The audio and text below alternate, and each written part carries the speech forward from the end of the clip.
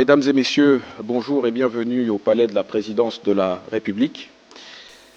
Je vous remercie pour votre présence à cette conférence pour faire le point des récentes activités du Président de la République, chef de l'État, chef du gouvernement, son Excellence M. Brice Clotaire Oligui Nguema. Faire le point donc tant sur le plan extérieur que sur le plan intérieur. Donc, ces dernières semaines ont été, comme vous le savez, puisque vous avez abondamment couvert cette actualité, ces dernières semaines ont été denses, notamment du fait d'un agenda diplomatique présidentiel particulièrement riche. Justement, sur le plan diplomatique, revenons tout d'abord sur la visite d'État du président de la République française, son Excellence M. Emmanuel Macron, dans notre pays. Une visite qui illustre l'importance stratégique de nos relations internationales et l'ambition du Gabon sur la scène continentale et mondiale. Cette visite a posé les bases d'un partenariat renouvelé, fondé sur 3 principes majeurs. Le respect mutuel, l'égalité entre États souverains et des bénéfices concrets pour nos populations et nos pays respectifs. Les 2 chefs d'État ont abordé les sujets essentiels pour le développement du pays, entre autres la sécurité dans le golfe de Guinée, l'attractivité économique, l'énergie, la protection de l'environnement et la modernisation de nos infrastructures. Un geste fort a marqué cette visite, la signature du protocole d'accord AFD-Union européenne pour moderniser le Transgabonais, notre colonne vertébrale ferroviaire. Ce fonctionnement, ou plutôt ce financement, contribuera directement à améliorer le transport des marchandises et la compétitivité de notre économie. Les 2 chefs d'État ont également visité plusieurs chantiers majeurs de modernisation de Libreville ou du Grand Libreville, parmi lesquels, entre autres, la Cité de la démocratie en reconstruction pour faire de notre capitale politique une ville de congrès, la Cité Émeraude, future vitrine de l'administration gabonaise, l'Institut français du Gabon, modernisé pour devenir un pôle culturel et éducatif de référence, et la Baie des Rois, nouvel espace économique et touristique en plein essor. Ces visites témoignent d'une volonté partagée d'investir dans des infrastructures modernes, visibles et utiles au quotidien des Gabonaises et des Gabonais. De manière globale, il nous faut retenir que les 2 présidents ont réaffirmé leur engagement en faveur d'une coopération équilibrée, innovante et appuyée par des financements internationaux pour accompagner les transitions écologiques, énergétiques et infrastructurelles de notre cher et beau pays. Deuxième gros sujet du volet diplomatique, la participation du chef de l'État au sommet Union européenne-Union africaine de Luanda, les 24 et 25 novembre 2025. Le président de la République y a réaffirmé la nécessité d'un multilatéralisme réformé, plus juste et réellement représentatif des réalités africaines. Il a plaidé pour un système international qui ne laisse aucune région en marge des décisions mondiales, et dans lequel l'Afrique occupe pleinement sa place en tant que continent d'avenir, riche de sa jeunesse, de ses ressources et de son potentiel économique. Deuxièmement, le président de la République a dénoncé avec fermeté le trafic illicite d'armes qui alimente et prolonge de nombreuses crises sur le continent.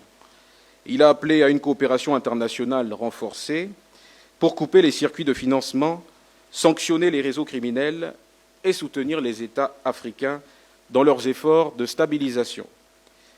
Troisièmement, le chef de l'État a présenté la transition gabonaise comme un modèle de stabilité, de responsabilité institutionnelle et de transformation maîtrisée. Cette transition, saluée par plusieurs partenaires internationaux, offre aujourd'hui au pays une trajectoire claire grâce au plan national de croissance et de développement 2026-2030. Ce cadre stratégique porte notre vision d'un Gabon moderne, sobre, dans sa gestion publique, plus efficace dans l'action de l'État et résolument engagé vers une croissance inclusive et durable. Quatrièmement, en marge du sommet, le président de la République a tenu plusieurs entretiens bilatéraux avec différents dirigeants africains. Ces rencontres ont permis de renforcer les partenariats existants, d'explorer de nouvelles pistes de coopération et de confirmer la renaissance diplomatique du Gabon, aujourd'hui pleinement réengagé sur la scène régionale et continentale. Enfin, le chef de l'État a rappelé sa conviction profonde. L'Afrique doit devenir actrice de sa propre industrialisation.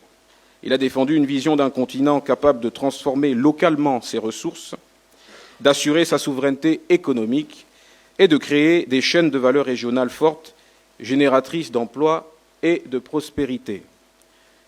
Sur le plan national, je souhaite attirer votre attention sur les récentes rencontres à forte coloration économique qui ont structuré l'agenda du président de la République. Dans le cadre de sa stratégie de développement, le chef de l'État suit de près, et même de très près, les priorités nationales structurantes visant la modernisation et la transformation économique du Gabon. 2 points majeurs ont marqué son action ces dernières semaines. Premièrement, le président de la République a rencontré le groupe Porteo pour faire le point sur les grands chantiers d'infrastructure, notamment l'aménagement et le bitumage de l'axe Alembe-Mikoui et la construction d'un centre national de données, plus communément appelé data center. Il a insisté sur la qualité et la rapidité d'exécution et le respect des normes techniques et environnementales.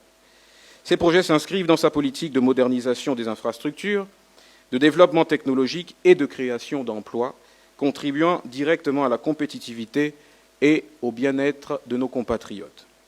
Deuxièmement, le président a réaffirmé que la transformation locale du manganèse est un principe non négociable pour le Gabon. Dans ce cadre, il a rappelé les engagements attendus des RAMET, développer des unités industrielles sur le territoire national, créer des emplois qualifiés et renforcer la souveraineté économique du pays en transformant localement ses ressources. Cette démarche s'inscrit dans la stratégie nationale de valorisation des matières premières et de montée en puissance industrielle, favorisant la diversification économique et la création de chaînes de valeur locales. Mesdames et messieurs, en résumé, l'action récente du chef de l'État témoigne d'un Gabon résolument tourné vers l'ouverture, la modernisation et la souveraineté économique. Sur la scène internationale, comme au plan national, les initiatives engagées renforcent nos partenariats, accélèrent nos réformes et soutiennent la transformation du pays au bénéfice de nos populations. Je vous remercie pour votre aimable attention et me tiens à présent à votre entière disposition pour répondre à vos questions. Nous allons commencer par le monsieur au fond. Bonjour Monsieur le porte-parole, bonjour à tous. Jean-Jacques Lugassay Mbi de la rédaction de News Africaine. Monsieur le porte-parole, alors que de nombreux pays africains francophones se détournent de la France, le Gabon semble ramer à contre-courant de cette dynamique avec l'accueil chaleureux réservé au président Macron à Libreville. Une visite marquée par la signature de plusieurs accords à la clé. Qu'est-ce qui guide la démarche du Gabon dans cette alliance avec la France? Très bien, merci pour votre question. Effectivement, la visite d'État du président de la République française continue de faire couler encre et salive en abondance. Déjà, il faut indiquer un principe fondamental. Le principe fondamental, c'est de dire que la politique diplomatique du Gabon ne se fonde pas sur un alignement systématique sur les postures d'autres pays que le Gabon. Le Gabon a son authenticité historique, culturelle. Le Gabon a pour lui son histoire propre. Le Gabon a donc pour lui sa diplomatie propre. Le deuxième principe, c'est que le président de la République, qui a été élu et plébiscité par les Gabonais le 12 avril dernier, s'est engagé à aller chercher des solutions aux problèmes auxquels sont confrontés ses compatriotes, où qu'elles se trouvent. Troisièmement, le Gabon et la France entretiennent de bonnes relations. La France est, comme on le dit, un partenaire historique et non pas un partenaire exclusif. Parce qu'aujourd'hui, l'approche diplomatique de notre pays et du chef de l'État, c'est de poser et d'établir que le Gabon est ouvert à tous ceux, donc à tous les pays qui sont susceptibles de nous accompagner dans la réalisation de nos objectifs autour des priorités nationales et qui sont pour le coup essentiellement économiques dans le cadre de cette visite d'État, autour de ces priorités-là. Les termes de respect mutuel et de dialogue équilibré sont abondamment revenus dans les échanges entre les deux chefs d'État. Cela vous donne le ton de cette nouvelle relation que nous devons bâtir avec ce pays, ce partenaire historique, qui est donc la France. Et enfin, pour terminer sur la question, et insister sur la qualité de l'approche diplomatique qui est celle du président de la République aujourd'hui, le respect en diplomatie se construit aussi sur la conviction et la certitude qu'on a de ce qu'on vaut. Aujourd'hui, Brice Clotaire-Oligui Nguema a affirmé des principes, a affirmé une nouvelle approche, il a affirmé la nécessité, l'urgence et l'impossibilité même de nous détourner de l'impérieuse nécessité de transformer localement nos ressources. Et donc, nos partenaires sont invités à nous aider à atteindre cet objectif. Le Gabon n'accepte plus et n'acceptera plus d'être détourné de la poursuite de ces objectifs. Il négociera, il discutera avec tous les partenaires intéressants financièrement et en termes d'expertise aussi, de transfert de technologie, de compétences, avec tous les partenaires qui s'inscrivent dans ce cadre-là, qui est celui de l'atteinte de nos priorités, qui ne sont pas les priorités d'un autre pays, qui sont les nôtres, et qui méritent d'être considérées, qui méritent d'être respectées, et qui méritent d'être suivies. Voilà. La dame en rouge. Je suis Gandino Bakala Jade Jocelyne, rédactrice de Jade Info 241. J'ai une question de 2 volets. Monsieur le porte-parole, après la dernière visite du président français, quelles sont les différentes attentes économiques, culturelles et militaires? Ça, c'est la première question. Quelles sont les prochaines étapes pour assurer le suivi des accords et engagements entre les 2 présidents? Merci. Très bien, merci pour votre question. La réponse à votre question est on ne peut plus simple. Du moins, elle sera on ne peut plus simple. Parce que d'abord, vous, donc gens de la presse, avez abondamment couvert la prise de parole conjointe des 2 chefs d'État et les différentes rencontres élargies avec des acteurs de l'administration gabonaise, avec des acteurs économiques français, je pense au MEDEF et à d'autres. Et donc vous avez pu couvrir cela. Je vais donc revenir sur les grandes lignes. En termes de grandes lignes, et pour être concret, il y a un certain nombre de points qui ont été actés, de financement, par exemple les 173 millions d'euros mobilisés grâce à l'AFD, la priorité sur la modernisation du chemin de fer, donc du transgabonais, avec les incidences et les implications que l'on peut deviner par rapport justement à la transformation du manganèse. Vous avez vu que dans le prolongement de cette visite, à travers CETRAG, on a eu une caravane nationale pour valoriser le chemin de fer et le repositionner dans les objectifs et les priorités économiques nationales. Ce chemin de fer est indispensable et important pour le transport de nos ressources, au-delà du transport des personnes, mais pour l'accroissement, parce que c'est une ambition qui est clairement affichée et assumée par les autorités, les plus hautes autorités gabonaises, pour accroître le volume de marchandises et de ressources transportées grâce au réseau ferroviaire. Donc il y a ce financement très concret qui a été acté. Évidemment, il y a plusieurs volets. Vous évoquez la question sécuritaire, par exemple, mais vous savez, et tout le monde sait aujourd'hui, que la relation ou la coopération militaire entre le Gabon et la France a été considérablement revue. Revue d'abord sur le plan de la réduction considérable quand même des personnels, sur la base française plus communément connue par les Gabonais sous le nom de 6e BIMA. Et donc, les effectifs ont été réduits et l'orientation même et la mission même de cette base a été revue. Il ne s'agit plus d'une base opérationnelle française, il s'agit plutôt de favoriser une approche où on est plus dans la formation et le transfert des capacités, des compétences. Et pourquoi c'est important de continuer de le faire avec la France, ou pourquoi est-ce que le Gabon consent à continuer à le faire avec la France? Pour la simple et bonne raison que lorsqu'on a une longue coopération, quand cette coopération est vieille de plusieurs décennies, on se connaît. On sait ce qui a marché, on sait ce qui n'a pas marché ou qui a un peu moins bien marché. Et donc on est en mesure et en capacité de mettre le point sur les éléments à corriger.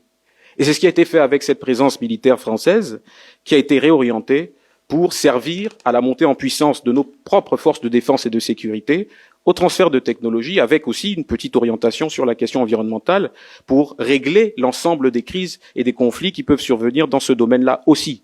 Donc on est plus dans la formation, on est plus dans l'accompagnement, on n'est pas dans une présence militaire opérationnelle. Donc c'est un ensemble d'éléments qui redéfinissent et refondent aujourd'hui cette coopération, cette collaboration entre le Gabon et la France, une collaboration qui s'appuie désormais sur les priorités, l'atteinte de nos objectifs qui sont donc inscrites et découlent du projet de société du président de la République. Le monsieur en costume bleu. Monsieur le porte-parole, bonjour. Gaël Limba Okoko de la rédaction de Gabon Première. Deux questions pour l'instant. La première, les Gabonais, les oreilles et les yeux des Gabonais sont suspendus vers la présidence de la République. Les affaires de l'État sont gérées par des ministres intérimaires. Donc la question est, à quand le nouveau gouvernement? Petite relance, doit-on s'attendre à voir les anciens ministres élus revenir aux affaires dans le cadre de cette nouvelle République? Merci pour votre question. Là aussi, je vais essayer de faire le plus simple possible. Évidemment, on a beaucoup commenté la sortie du gouvernement de quelques 18 membres de l'équipe gouvernementale qui sont concernés donc par les élections passées, législatives et locales, et qui ont donc dû se mettre à la disposition de l'Assemblée nationale notamment, et libérer donc leur fauteuil au sein du gouvernement. Ce qu'il faut comprendre, c'est qu'il était d'abord indispensable qu'ils se mettent à disposition parce que cela devait servir les besoins de constitution du bureau de l'Assemblée nationale. Et vous avez d'ailleurs vu que le nouveau président de l'Assemblée nationale est l'ancien ministre des Affaires étrangères, donc M. Régis Onan Ndiaye. Ce qui veut donc dire que tous les membres du gouvernement concernés par cette situation ne sont pas forcément susceptibles de réintégrer l'équipe gouvernementale, mais cela est laissé à l'arbitrage et aux avis du chef du gouvernement qui se trouve être le président de la République. Sur la date de publication du prochain gouvernement, vous aurez donc compris que je ne vous donnerai pas de date aujourd'hui. Ce que je sais, c'est que le président de la République, chef du gouvernement, y travaille et que, au moment opportun, la nouvelle équipe gouvernementale sera connue, elle sera publiée. Maintenant, au-delà de ce que vous dites, au-delà de votre question, il y a une autre question accessoire qui, là encore, a fait couler beaucoup d'encre et de salive, c'est celle de savoir si il était compatible, si la loi permettait que ces membres du gouvernement qui ont été élus puissent effectivement réintégrer l'équipe gouvernementale. Et là-dessus, beaucoup de vos confrères se sont appuyés sur une certaine interprétation du fameux article 73 de la loi fondamentale, donc de la Constitution. Ce que je dirais, c'est que cet article 73 doit être lu en parallèle avec l'article 70 de la même Constitution. L'article 70 dispose que les membres du gouvernement sont choisis au sein du Parlement comme en dehors de celui-ci. Et le deuxième alinéa de cet article dit que les membres du gouvernement peuvent se porter candidats à un mandat local ou à un mandat national. Et il y a un terme intéressant dans l'article 73 qui dit que les fonctions de membres du gouvernement sont incompatibles avec l'exercice d'un mandat parlementaire, ce qui tombe sous le coup du sens. Et quand je dis que les mots sont importants, c'est parce qu'on parle de l'exercice d'un mandat parlementaire. Puisque les membres du gouvernement peuvent être choisis au sein du Parlement, ça veut donc dire que dès l'instant où on renonce à exercer effectivement un mandat parlementaire, eh bien, on a la possibilité d'intégrer le gouvernement. Et à partir de ce moment-là, il y a des intérimaires, comme vous le savez, qui prennent le relais. Donc, peut-être y aura-t-il quelques-uns parmi ces 18 membres du gouvernement qui ont dû se mettre à disposition pour les nécessités de constitution du bureau de l'Assemblée, qui vont réintégrer l'équipe gouvernementale. Il y en aura certainement d'autres qui n'auront pas ce privilège et qui seront appelés à servir notre pays ailleurs. Mais dans tous les cas, une fois que le prochain gouvernement sera connu, vous le connaîtrez à votre tour et ce ne sera pas moi qui viendrai vous le livrer, ce sera plutôt Madame la secrétaire générale de la présidence de la République.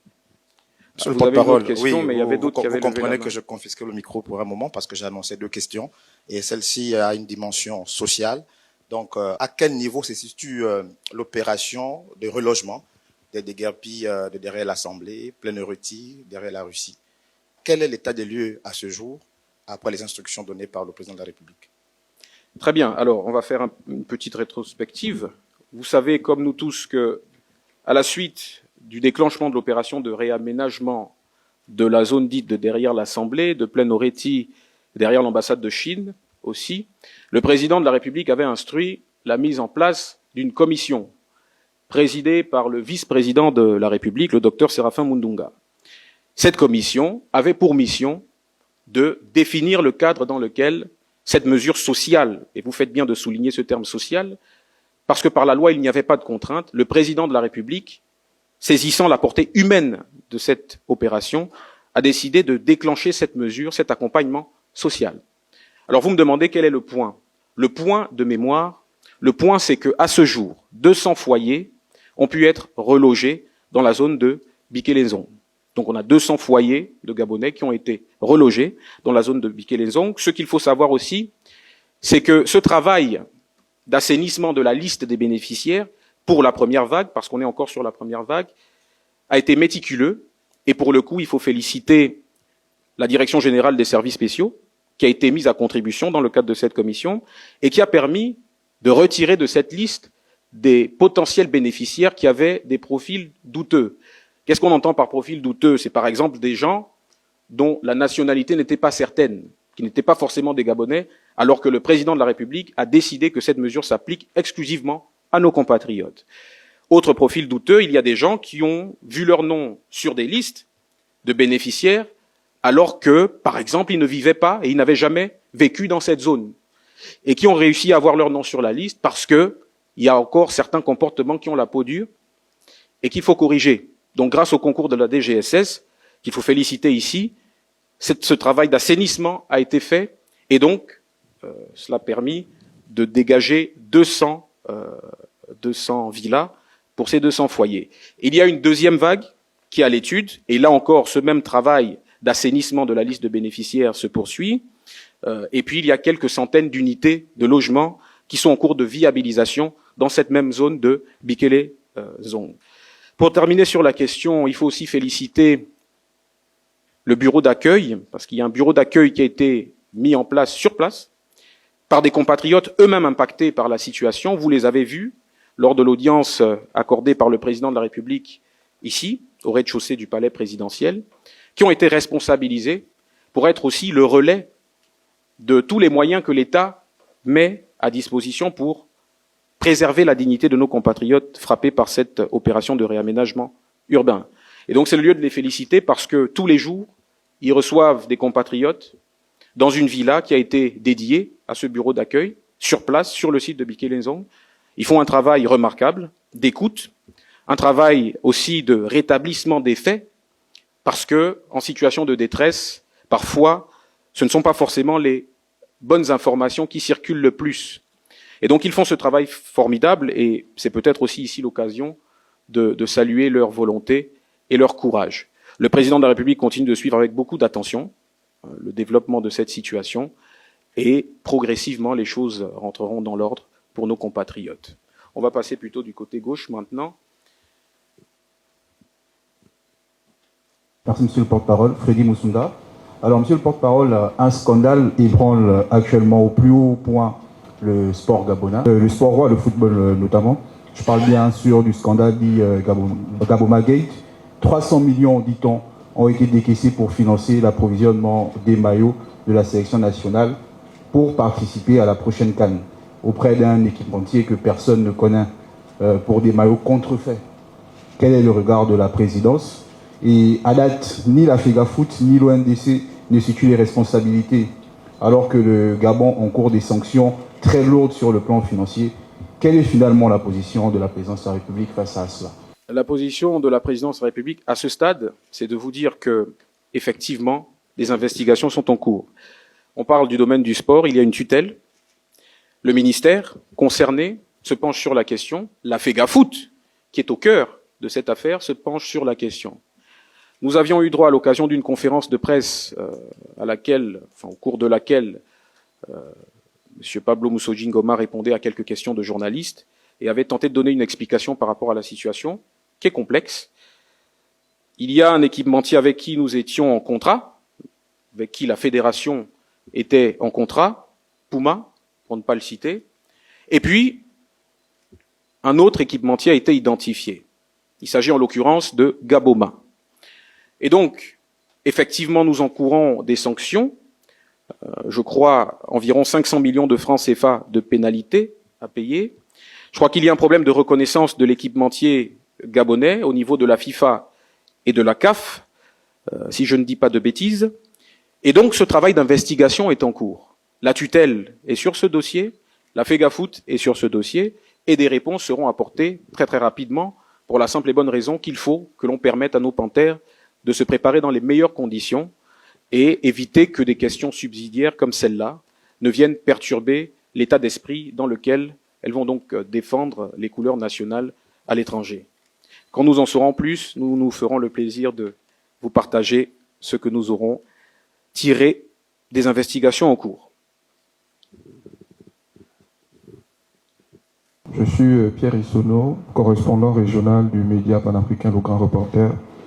Alors pendant que les autorités à Libreville étaient en effervescence suite à l'arrivée du président français, l'Institut supérieur technologique, en abrégé ISTF, a fermé ses portes pour plusieurs irrégularités.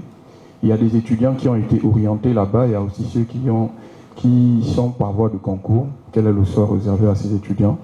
Toujours dans le domaine éducatif, il y a les promotions de l'ENIL et l'INIF de France Civile qui sont affectées depuis l'année académique, depuis cette année académique, mais qui n'ont pas toujours de salaire, même pas de prix salaire. Ils sont affectés aussi bien à Libreville qu'à l'intérieur du pays.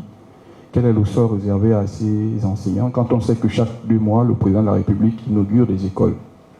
Sur un tout autre plan, sur le point de vue infrastructurel, il y a plusieurs travaux qui sont aux arrêts au niveau des voiries du Grand Libreville. Il ne reste que les pancartes floquées de CTRI, mais les travaux sont aux arrêts. Qu'est-ce qui est prévu par la présidence de la République quand on sait également que le président de la République, au lendemain de son investiture, avait dit que chaque 3 mois, il serait sur le terrain pour vérifier, pour toucher du doigt? Merci. Très bien. Alors, sur votre dernière question, parce que je vais commencer par la fin, le Sénat vient d'acter l'adoption en des termes identiques avec quelques retouches subsidiaires, la loi de finances 2026. Et effectivement, dans cette loi 2026, il y a plusieurs chiffres qui sont intéressants, parmi lesquels, entre autres, le budget d'investissement de l'un peu plus de 2000 milliards de francs CFA. Alors, il a été indiqué clairement, au moment de l'adoption de ce texte, que ce montant serait revu à la hausse pour l'année en cours, pour 2025, pour 2026, pour la première année, parce que, en réalité, il faut terminer les chantiers qui ont été engagés pendant la période de la transition. Donc, le président de la République s'est engagé devant les Gabonais, et le président de la République ne se dédiera pas. Il ne reviendra pas en arrière. De toutes les façons, les chantiers ont été engagés, et l'État fera preuve de responsabilité pour mobiliser toutes les ressources nécessaires à la finalisation de l'ensemble des chantiers engagés sous la bannière du CTRI. Pour la situation des établissements supérieurs et de nos compatriotes en attente de salaire et de présalaire, là encore, il y a des arbitrages budgétaires à faire, qui sont en cours. Les ministères concernés, l'enseignement supérieur, la fonction publique et autres, sont à pied d'œuvre. À ce stade, avec la période mouvementée que nous avons et les impératifs de redéfinition du cadre financier de notre pays, et qui va donc conditionner l'action de l'État sur la prochaine année, donc 2026, il y avait des arbitrages à faire, il y avait un ralentissement de l'action de l'administration, certes, sur certains volets, mais soyez sûrs que, là encore, des instructions sont données, le président de la République est parfaitement au fait de la situation.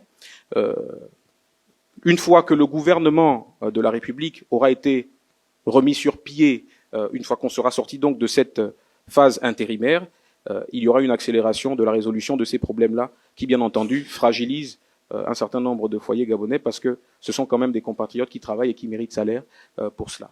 Donc, une attention particulière est portée à cette question et des réponses beaucoup plus concrètes seront apportées d'ici la fin de l'année, éventuellement au grand tard dès le début de l'année prochaine. Après, on va repasser à droite. J'ai le monsieur qui a le bras en souffrance depuis tout à l'heure. Bonjour, monsieur le porte-parole, Sinclair Kenge du journal La Note d'Afrique.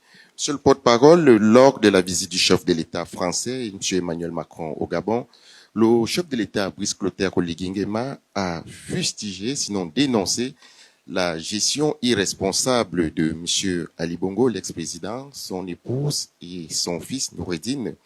Et il a également parler de la dette abyssale que notre pays a héritée au lendemain du coup de la libération, une dette concoctée grâce à la gestion irresponsable de l'ex-président.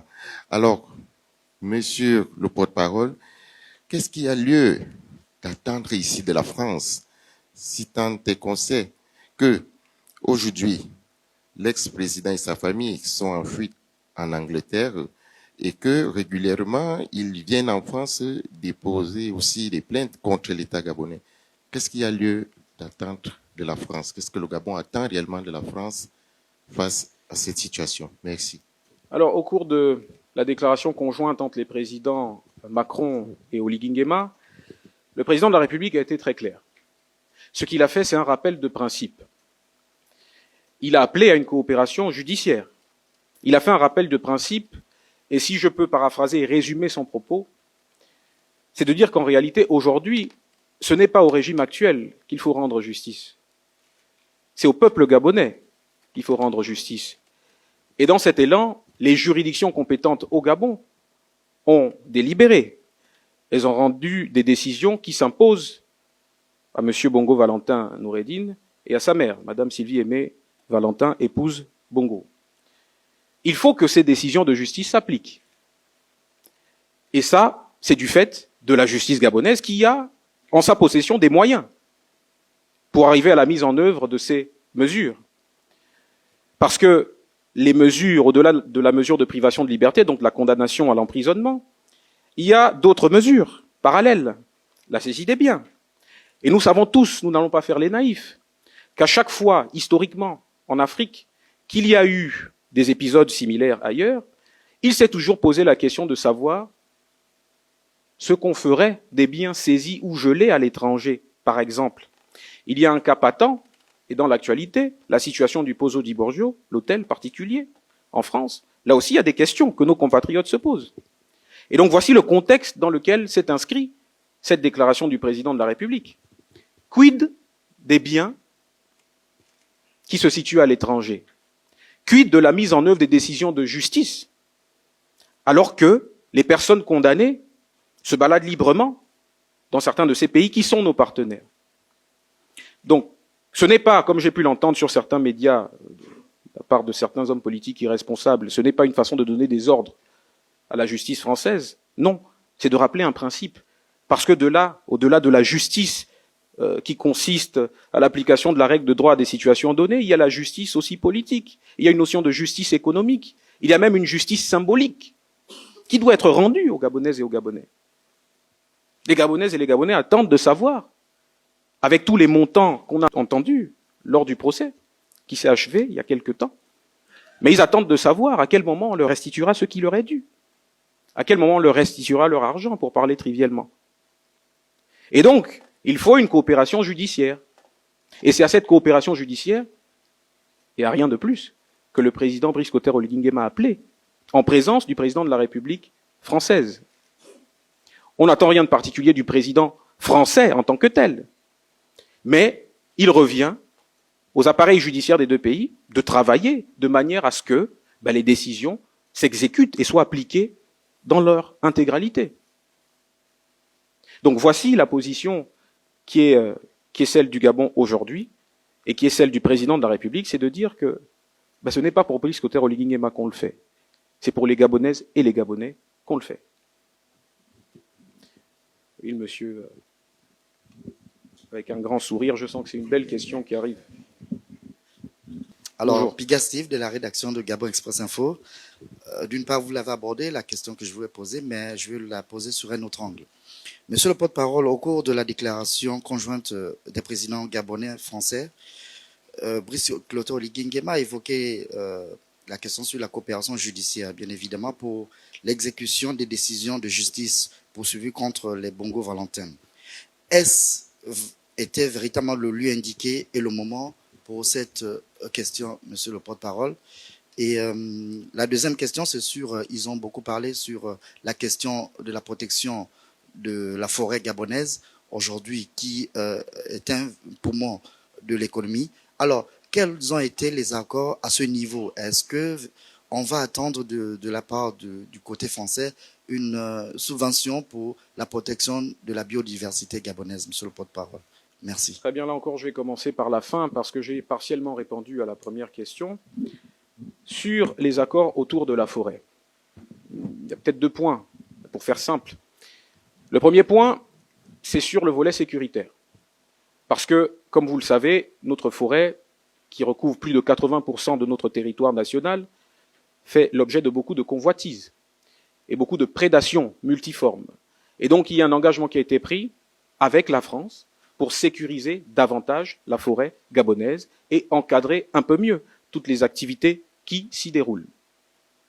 Donc, c'est un engagement qui a été pris avec les forces françaises présentes sur notre territoire qui vont travailler main dans la main avec nos forces de défense et de sécurité pour sécuriser davantage notre forêt et les activités qui s'y passent.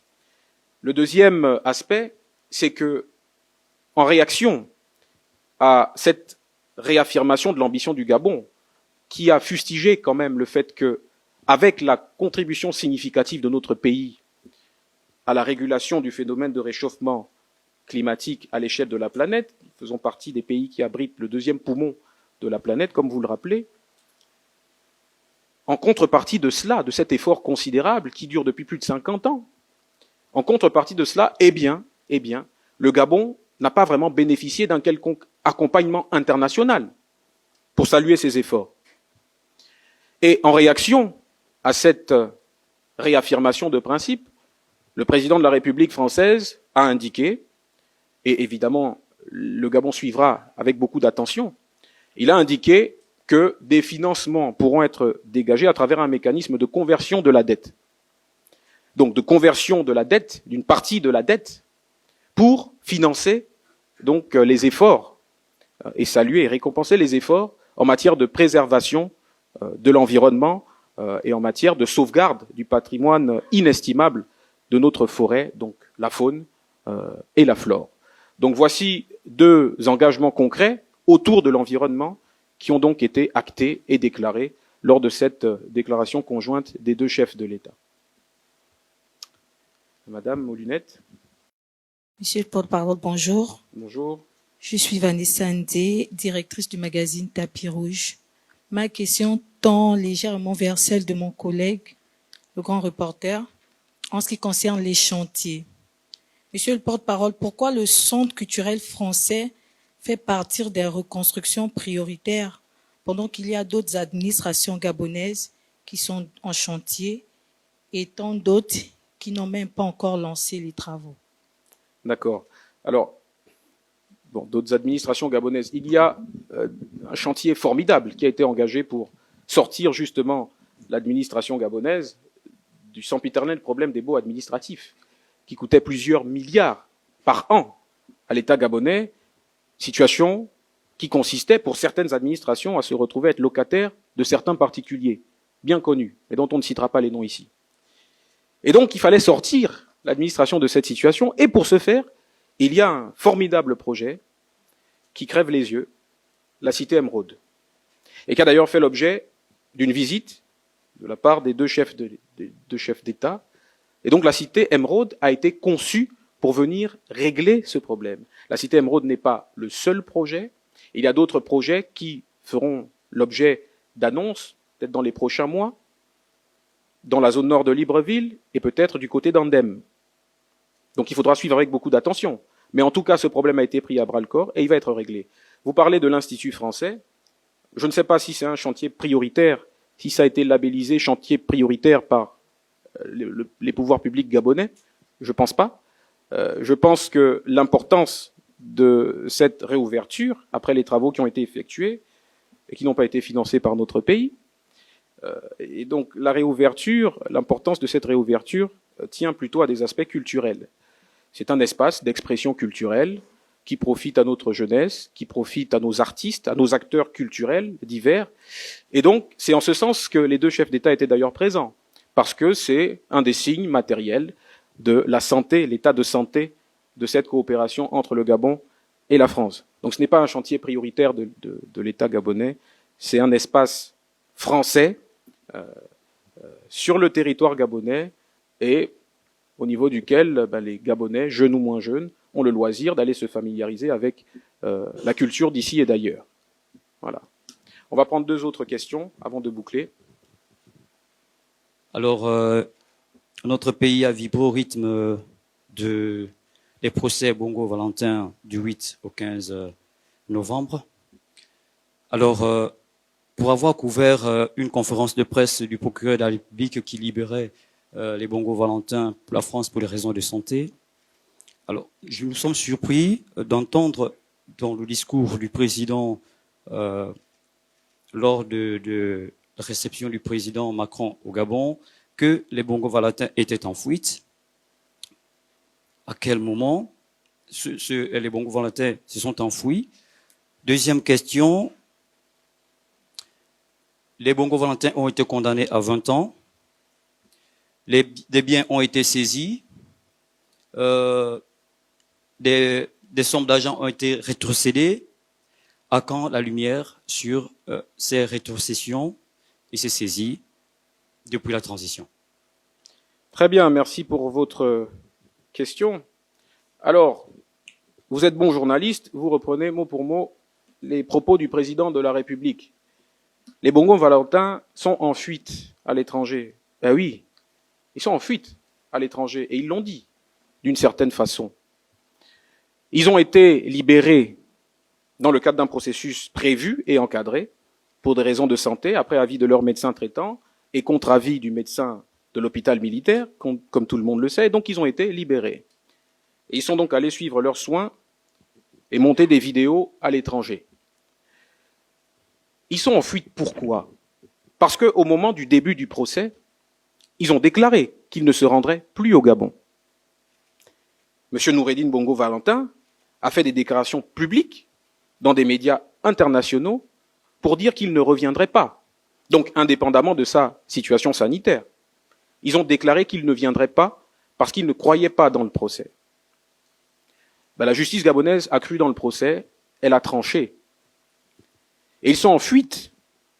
Ils sont en fuite parce qu'aujourd'hui, la lumière a été faite sur la gravité des faits qui étaient à l'époque présumés au moment de leur libération et qui ont été confirmés au-delà même de ce qu'auraient pu imaginer bon nombre de nos compatriotes. Et donc, parce que on a fait la lumière là-dessus, parce qu'ils ont été mis à nu, et ils s'y attendaient, parce qu'ils sont conscients des actes qui ont été posés, et aujourd'hui on peut en parler, puisque c'est une décision de justice qui a été rendue publique. Ils sont en fuite parce qu'ils ne veulent pas que s'applique à eux cette justice qui a été rendue au nom du peuple gabonais pour réparer le lourd préjudice qui a été occasionné à nos compatriotes. Donc oui, j'applaudirais des mains et des pieds les propos du président de la République, parce que oui, effectivement, il s'agit d'un cas de fuite.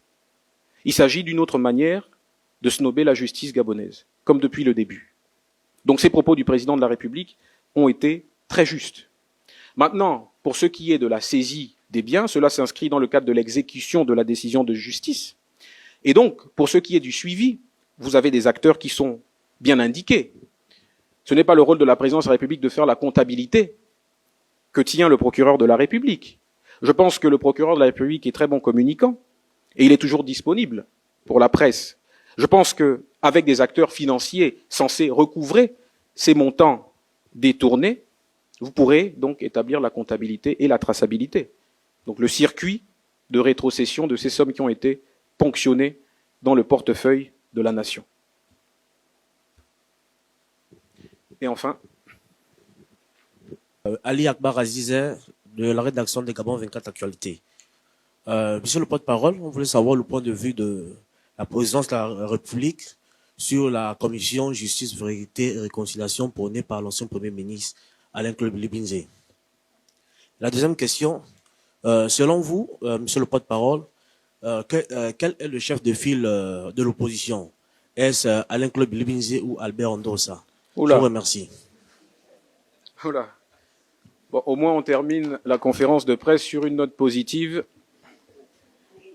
Et c'est très important aussi pour détendre un peu l'atmosphère de ce haut lieu de la République. Alors, la réponse va être courte. Alors, la commission Justice et Réconciliation, il y a une nuance. Il y a ceux qui prônent la justice et la réconciliation, et puis il y a ceux comme Brice Clotaire Oligui Nguema qui la matérialisent par l'action au quotidien. On réconcilie les Gabonais quand on les réconcilie avec ce que leur pays fait pour eux, quand on les réconcilie avec le cadre dans lequel ils apprennent, le cadre dans lequel ils travaillent, avec les ambitions économiques que l'on établit pour eux et pour les enfants qu'ils mettent au monde. Donc la justice et la réconciliation, parlant de justice, on est en plein dans le thème. Nous sortons d'un procès historique. La justice, c'est aussi ça. C'est restituer aux Gabonaises et aux Gabonais ce qui leur est dû et ce dont ils ont été privés pendant plusieurs années. C'est ça la justice. La réconciliation, c'est faire ce que Brice Clotaire Oligui Nguema a fait dès le 30 août. Travailler avec toutes les Gabonaises et tous les Gabonais de bonne foi qui ont un attachement et un amour sincère pour ce pays. Donc, c'est bien de déclarer des choses. Brice Clotaire Oligui Nguema se trouvait en situation de responsabilité. Eh bien, il concrétise cette volonté de justice et de réconciliation au quotidien. Donc, en la matière, nous avons pris un peu d'avance sur l'ancien Premier ministre Billy Binzé. Et puis, pour le reste, enfin, ce n'est pas le lieu. La présidence de la République, nous n'avons pas de commentaires à faire sur qui est le leader de l'opposition. C'est vrai, la présidence de la République est un lieu éminemment politique, mais nous ne sommes pas dans les querelles de parti. La présidence de la République se situe au-dessus. La présidence de la République restera toujours. L'opposition peut passer, la majorité peut passer. Mais il y aura toujours une présidence de la République gabonaise. C'est dans ce cadre-là que nous nous inscrivons. Et donc, nous n'avons pas à commenter les guerres de leadership et d'influence au sein de l'opposition gabonaise. Nous constatons, comme tous les Gabonais et toutes les Gabonaises, nous n'avons pas plus de commentaires à faire que ça. Nous souhaitons simplement que tout ceci participe à la vigueur démocratique du Gabon et participe à la pleine et libre expression de la divergence d'opinion qui accourt dans notre société et que le président de la République s'attache à préserver depuis le début. Bien, mesdames et messieurs, nous sommes arrivés au terme de cette conférence de presse. Une fois de plus, je vous remercie profondément d'avoir été nos invités aujourd'hui dans cette maison qui est la maison du peuple gabonais. Je vous dis donc à bientôt et je vous souhaite un très bon week-end avec vos proches. Merci.